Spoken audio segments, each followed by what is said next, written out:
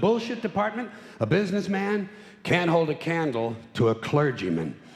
Because I got to tell you the truth, folks. I got to tell you the truth. When it comes to bullshit, big time, major league bullshit, you have to stand in awe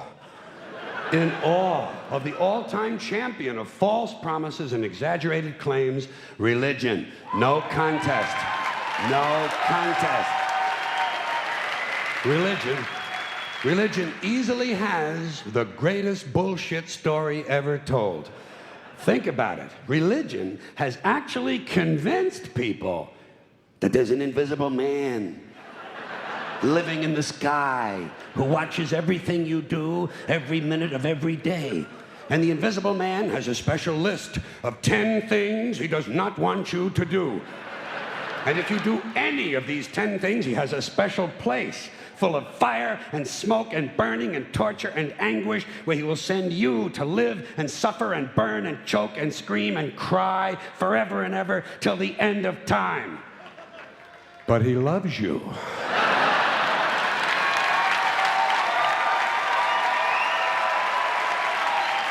He loves you. He loves you and he needs money. He always needs money. He's all powerful, all perfect, all knowing, and all wise. Somehow, just can't handle money. Religion takes in billions of dollars. They pay no taxes, and they always need a little more. Now, you talk about a good bullshit story. Holy shit.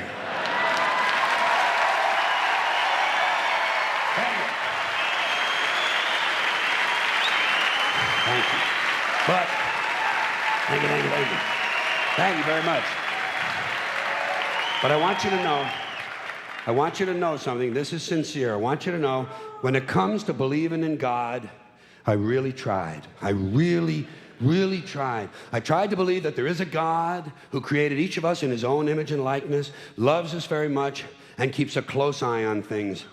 I really tried to believe that, but I gotta tell you, the longer you live, the more you look around, the more you realize something is fucked up. Something is wrong here. War, disease, death, destruction, hunger, filth, poverty, torture, crime, corruption, and the ice-capades. Something is definitely wrong. This is not good work. If this is the best God can do, I am not impressed. Results like these do not belong on the resume of a supreme being. This is the kind of shit you'd expect from an office temp with a bad attitude. And just between you and me, in any decently run universe, this guy would have been out on his all-powerful ass a long time ago. And by the way, I say this guy because I firmly believe, looking at these results, that if there is a God, it has to be a man. No woman could or would ever fuck things up like this.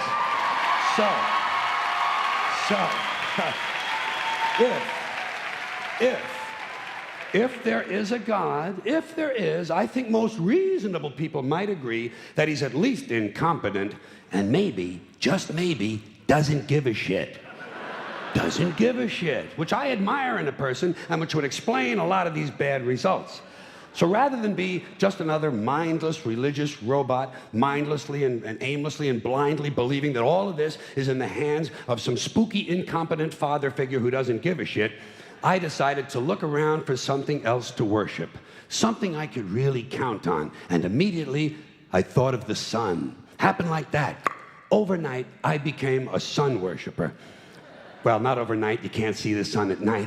But first thing the next morning, I became a sun worshiper. Several reasons. First of all, I can see the sun, okay? Yeah. Unlike some other gods I could mention, I can actually see the sun. I'm big on that. If I can see something, I don't know, kind of helps the credibility along, you know? So every day I can see the sun as it gives me everything I need: heat, light, food, flowers in the park, reflections on the lake, an occasional skin cancer, but hey, at least there are no crucifixions, and we're not setting people on fire simply because they don't agree with us. Sun worship is fairly simple. There's no mystery, no miracles, no pageantry, no one asks for money, there are no songs to learn, and we don't have a special building where we all gather once a week to compare clothing. And the best thing about the sun, it never tells me I'm unworthy. Doesn't tell me I'm a bad person who needs to be saved. Hadn't said an unkind word. Treats me fine. So I worship the sun. But I don't pray to the sun. Know why? I wouldn't presume on our friendship. It's not polite. I've often thought people treat God rather rudely, don't you? Asking trillions and trillions of prayers every day, asking and pleading and begging for favors. Do this, give me that, I need a new car, I want a better job. And most of this praying takes place on Sunday, his day off. It's not nice, and it's no way to treat a friend. But people do pray, and they pray for a lot of different things. You know, your sister needs an operation on her crotch. Your brother was arrested for defecating in a mall. But most of all, you'd really like to fuck that hot little redhead down at the convenience store. You know, the one with the eye patch and the club foot, huh? Can you pray for that? I think you'd have to. And I say, fine, pray for anything you want. Pray for anything. But what about the divine plan? Remember that? The divine plan. Long time ago, God made a divine plan. Gave it a lot of thought, decided it was a good plan, put it into practice. And for billions and billions of years, the divine plan has been doing just fine. Now you come along and pray for something. Well, suppose the thing you want isn't in God's divine plan. What do you want him to do? Change his plan? Just for you? Doesn't it seem a little arrogant? It's a divine plan. What's the use of being God if every rundown schmuck with a $2 prayer book can come along and fuck up your plan? And here's something else, another problem you might have. Suppose your prayers aren't answered. What do you say? Well, it's God's will. Thy will be done. Fine, but if it's God's will and he's going to do what he wants to anyway, why the fuck bother praying in the first place? Seems like a big waste of time to me. Couldn't you just skip the praying part and go right to his will? It's all very confusing. So to get around a lot of this, I decided to worship the sun. But as I said, I don't pray to the sun. You know who I pray to? Joe Pesci. Joe Pesci. Joe Pesci. Two reasons. First of all, I think he's a good actor, okay? To me, that counts. Second, he looks like a guy who can get things done. Joe Pesci doesn't fuck around. Doesn't fuck around. In fact, Joe Pesci came through on a couple of things that God was having trouble with. For years, I asked God to do something about my noisy neighbor with the barking dog. Joe Pesci straightened that cocksucker out with one visit. It's amazing what you can accomplish with a simple baseball bat. So I've been praying to Joe for about a year now. And I noticed something. I noticed that all the prayers I used to offer to God and all the prayers I now offer to Joe Pesci are being answered at about the same 50% rate. Half the time I get what I want, half the time I don't. Same as God, 50-50. Same as the four-leaf clover and the horseshoe, the wishing well and the rabbit's foot. Same as the mojo man. Same as the voodoo lady who tells you your fortune by squeezing the goat's testicles. It's all the same, 50-50. So just pick your superstition, sit back, make a wish, and enjoy yourself. And for those of you who look to the Bible for moral lessons and literary qualities, I might suggest a couple of other stories for you. You might want to look at The Three Little Pigs. That's a good one. Has a nice, happy ending. I'm sure you'll like that. Then there's Little Red Riding Hood, although it does have that X-rated part where the big bad wolf actually eats the grandmother, which I didn't care for, by the way. And finally, I've often always drawn a great deal of moral comfort from Humpty Dumpty. The part I like the best, all the king's horses and all the king's men couldn't put Humpty Dumpty back together again. That's because there is no Humpty Dumpty and there is no God. None, not one, no God, never was. In fact, I'm gonna put it this way. If there is a God, may he strike this audience dead. See, nothing happened. Nothing happened. Everybody's okay. All right? Tell you what. I'll raise the stakes. I'll raise the stakes a little bit. If there is a God, may he strike me dead. See, nothing happened. Oh, wait, got a little cramp in my leg. And my balls hurt. Plus, I'm blind. I'm blind. Oh, now I'm okay again. Must have been Joe Pesci, huh? God bless Joe Pesci. Thank you all very much. Joe bless you. Thank you very much. I appreciate it. The FCC, an appointed body, not elected, answerable only to the president, decided on its own that radio and television were the only two parts of American life not protected by the First Amendment to the Constitution. And why did they decide that? Because they got a letter from a minister in Mississippi. A Reverend Donald Wildman in Mississippi heard something on the radio that he didn't like. Well, Reverend, did anyone ever tell you there are two knobs on the radio?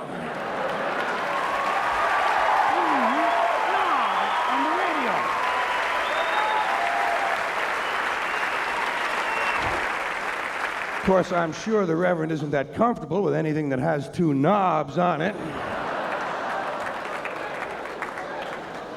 But hey, Reverend, there are two knobs on the radio. One of them turns the radio off, and the other one changes the station.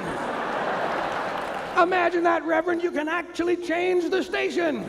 It's called freedom of choice, and it's one of the principles this country was founded upon. Look it up in the library, Reverend, if you have any of them left when you finish burning all the books.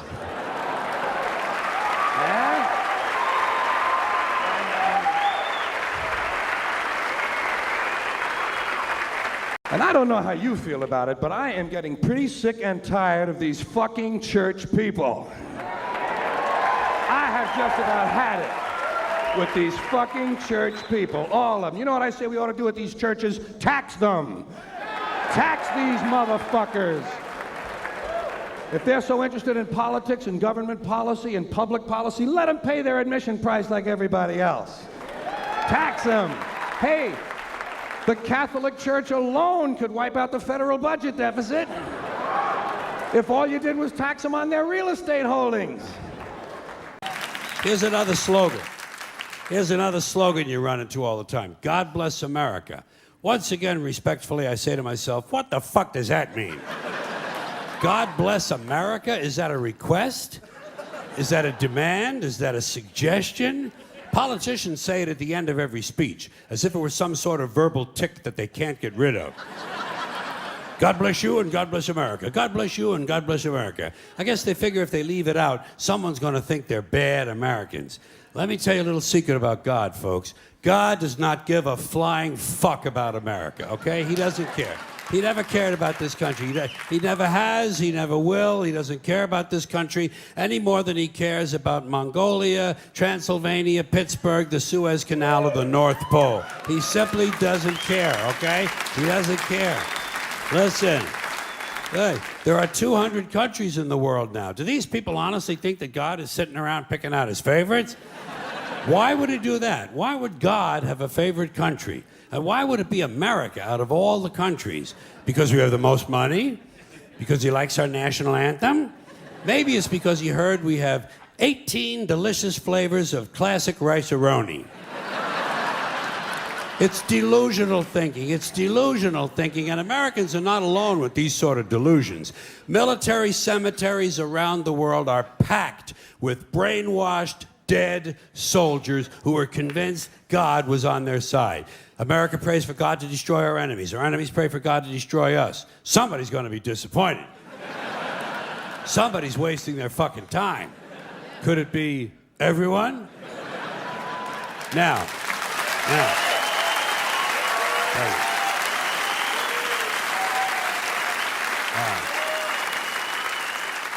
If people want to say God bless America, that's their business. I don't care. But here's what I don't understand. If they say God bless America, presumably they believe in God. And if they do, they must have heard God loved everyone. That's what he said. He loved everyone and he loved them equally. So why would these people ask God to do something that went against his own teachings? You know what these God bless America people ought to do? They ought to check with that Jesus fellow they're so crazy about. They're always talking about what would Jesus do? What would Jesus do? They don't want to know so they can do it. They just want to know so they can tell other people to do it. Well, I'll tell you what Jesus would have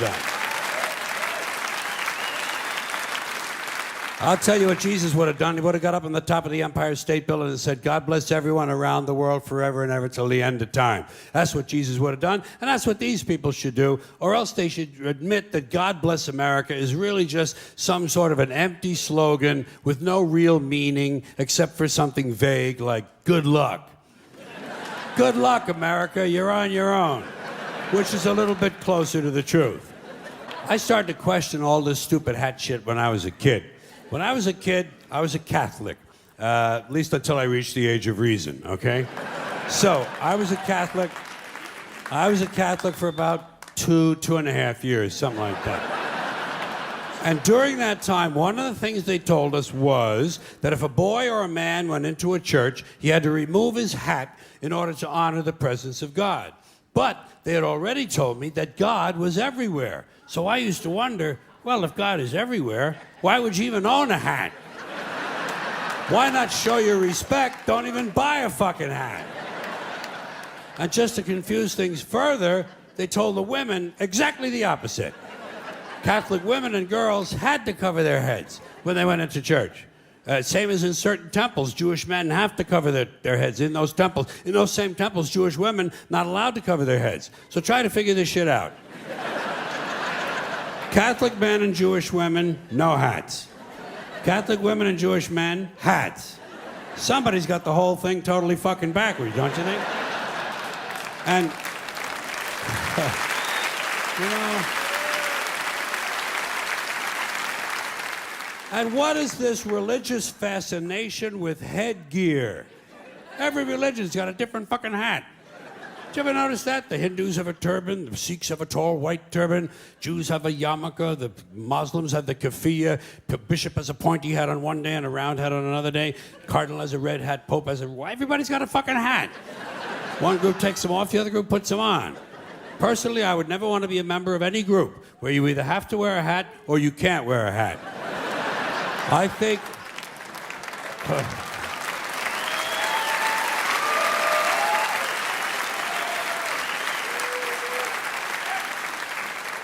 I think all religions should have one rule and one rule only: hats optional. That's all you need to run a really good religion. Here's another one of these civic customs: swearing on the Bible. You understand that shit? They tell you to raise your right hand, place your left hand on the Bible. Does this stuff really matter? Which hand? Does God really give a fuck about details like this? Suppose you put your right hand in the Bible, you raise your left hand. Would that count? Or would God say, sorry, wrong hand, try again? And why does one hand have to be raised? What is the magic in this gesture? This seems like some sort of a primitive voodoo mojo shtick. Why not put your left hand on the Bible, let your right hand hang down by your side? It's more natural. Or put it in your pocket. Remember what your mother used to say? Don't put your hands in your pockets. Does she know something we don't know? Is this hand shit really important? Well, let's get back to the Bible, America's favorite national theatrical prop. Suppose the Bible they hand you to swear on is upside down, or backward, or both, and you swear to tell the truth on an upside down, backward Bible. Would that count? Suppose the Bible they hand you is an old Bible and half the pages are missing. Suppose all they have is a Chinese Bible in an American court, or a Braille Bible and you're not blind. Suppose they hand you an upside down, backward Chinese Braille Bible with half the pages missing.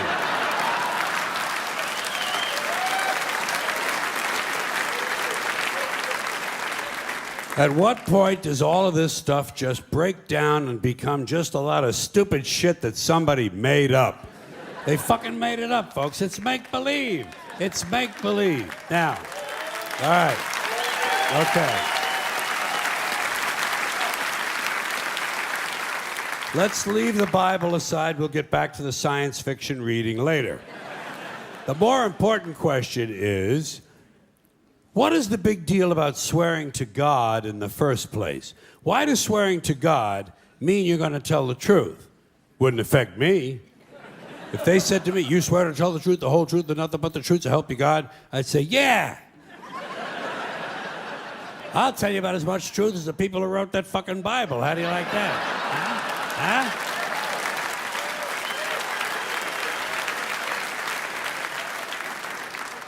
Swearing on the Bible doesn't mean anything. It's kid. Swearing to God is kid stuff. Did you remember when you were a kid? If you told another kid something he didn't quite believe, he'd say, "You swear to God?" I would always say, "Yeah, I swear to God," even if I was lying. Why not? What's going to happen if I lie? Nothing. Nothing happens if you lie, unless you get caught, and that's a whole different story. Rights are an idea. They're just imaginary. They're a cute idea. Cute. But that's all. Cute and fictional. But if you think you do have rights, let me ask you this. Where do they come from? People say, well, they come from God. They're God-given rights. Oh, fuck, here we go again. Here we go again. The God excuse. The last refuge of a man with no answers and no argument. It came from God. Anything we can't describe must have come from God. Personally, folks, I believe that if your rights came from God, he would have given you the right to some food every day, and he would have given you the right to a roof over your head. God would have been looking out for you. God would have been looking out for you. You know that? He wouldn't have been worried about making sure you have a gun so you get drunk on Sunday night and kill your girlfriend's parents. But let's say it's true. Let's say God gave us these rights. Why would he give us a certain number of rights? The Bill of Rights in this country has 10 stipulations, okay? 10 rights. And apparently God was doing sloppy work that week because we've had to amend the Bill of Rights an additional 17 times. So God forgot a couple of things like slavery. Just fucking slipped his mind. But let's say God gave us the original 10. He gave the British 13. The British Bill of Rights has 13 stipulations. The Germans have 29. The Belgians have 25. The Swedish have only 6. And some people in the world have no rights at all. What kind of a fucking goddamn God-given deal is that? No rights at all? Why would God give different people in different countries different numbers of different rights? Boredom? Amusement? Bad arithmetic? Do we find out at long last, after all this time, that God is weak in math skills? Doesn't sound like divine planning to me. Sounds more like human planning. Sounds more like one group trying to control another group. In other words, business as usual in America. Now, folks, here's something else I got a problem with. The 10 Commandments. Here's my problem. Why are there 10? You don't need 10. I think the list of commandments was deliberately and artificially inflated to get it up to 10. It's a padded list. Here's what they did. About 5,000 years ago, a bunch of religious and political hustlers got together to try to figure out how to control people, how to keep them in line. They knew people were basically stupid and would believe anything they were told, so they announced that God had given them some commandments. Up on a mountain, when no one was around, God had given them the 10 Commandments. But let me ask you this. When they were sitting around making this shit up, why did they pick 10? Why 10? Why not 9 or 11? I'll tell you why. Because 10 sounds official. 10 sounds important. They knew if it was 11, people wouldn't take it seriously. Say, what, are you kidding me? The 11 Commandments? Get the fuck out of here.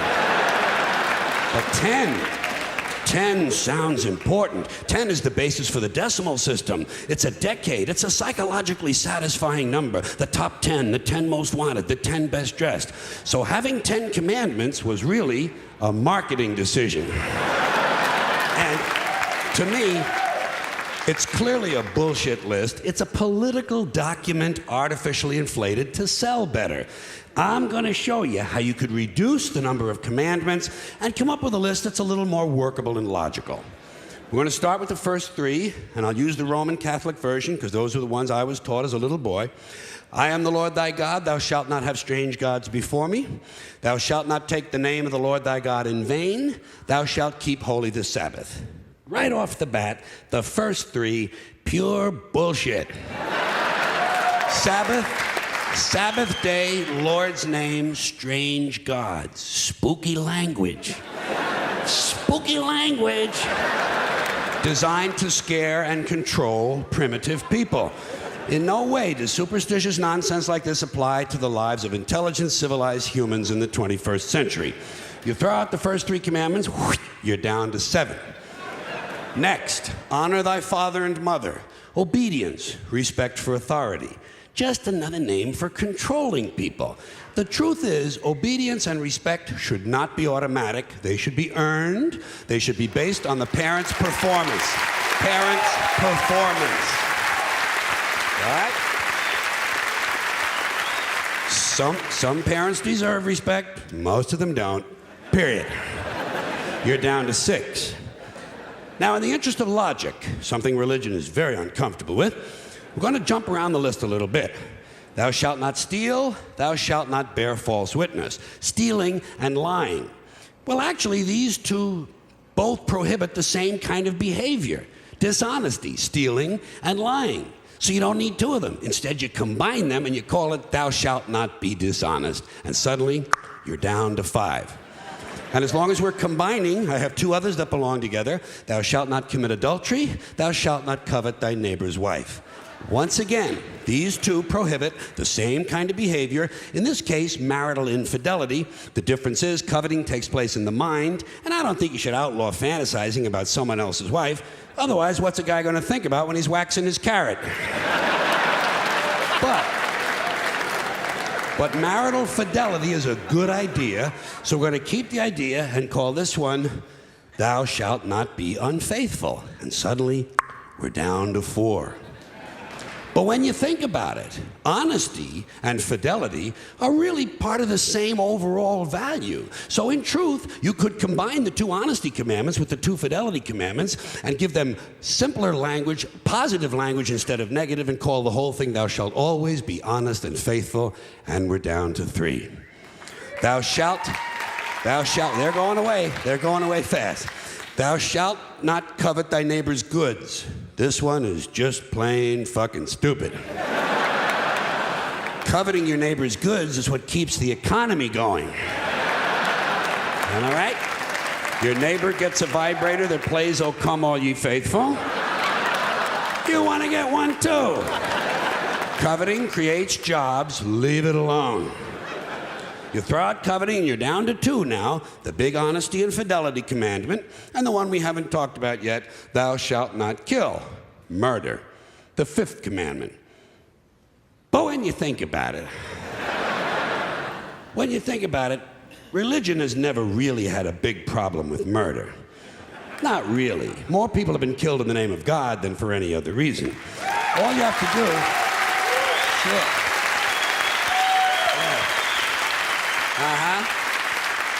All you have to do is look at Northern Ireland, the Middle East, Kashmir, the Inquisition, the Crusades, and the World Trade Center to see how seriously the religious folks take thou shalt not kill. The more devout they are, the more they see murder as being negotiable. It's negotiable. You know? It depends. It depends on who's doing the killing and who's getting killed. So, with all of this in mind, I leave you with my revised list of the 2 commandments. Thou shalt always be honest and faithful to the provider of thy nookie. And thou shalt try real hard not to kill anyone, unless, of course, they pray to a different invisible man from the one you pray to. 2 is all you need. Moses could have carried him down the hill in his fucking pocket. And if they had a list like that, I wouldn't mind those folks in Alabama putting it up on the courthouse wall. As long as they included one additional commandment, thou shalt keep thy religion to thyself. Catholics, which I was until I reached the age of reason.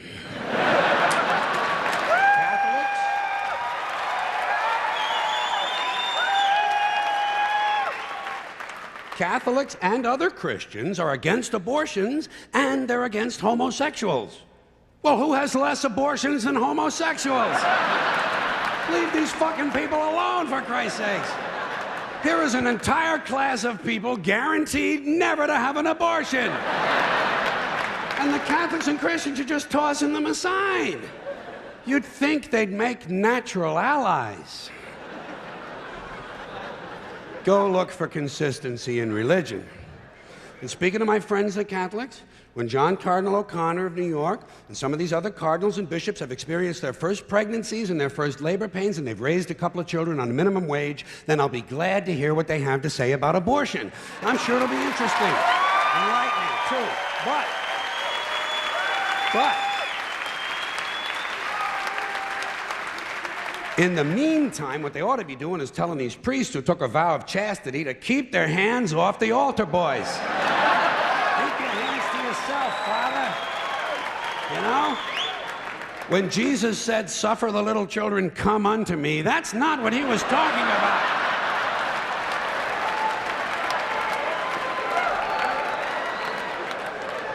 So you know what I tell these anti-abortion people? I say, hey, if you think a fetus is more important than a woman, try getting a fetus to wash the shit stains out of your underwear.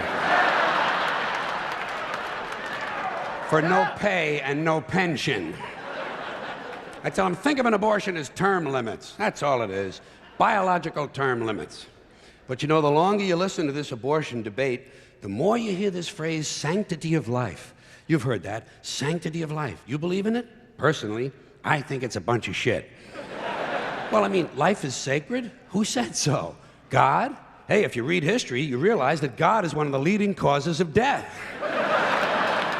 Has been for thousands of years. Hindus, Muslims, Jews, Christians, all taking turns killing each other because God told them it was a good idea. The sword of God, the blood of the Lamb, vengeance is mine. Millions of dead motherfuckers.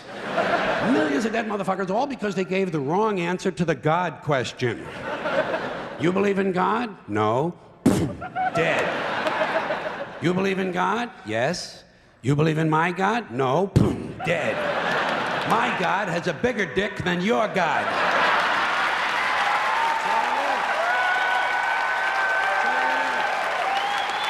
Thousands of years.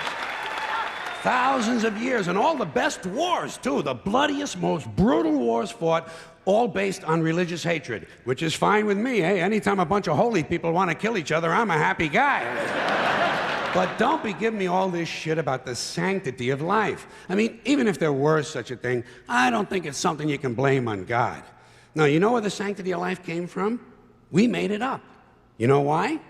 'Cause we're alive. Same with religion. Religion is nothing but mind control. Religion is just trying to control your mind, control your thoughts. So they're going to tell you some things you shouldn't say because they're sins.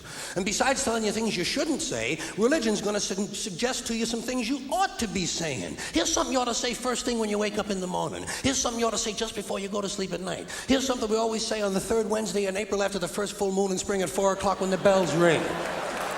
Religion is always suggesting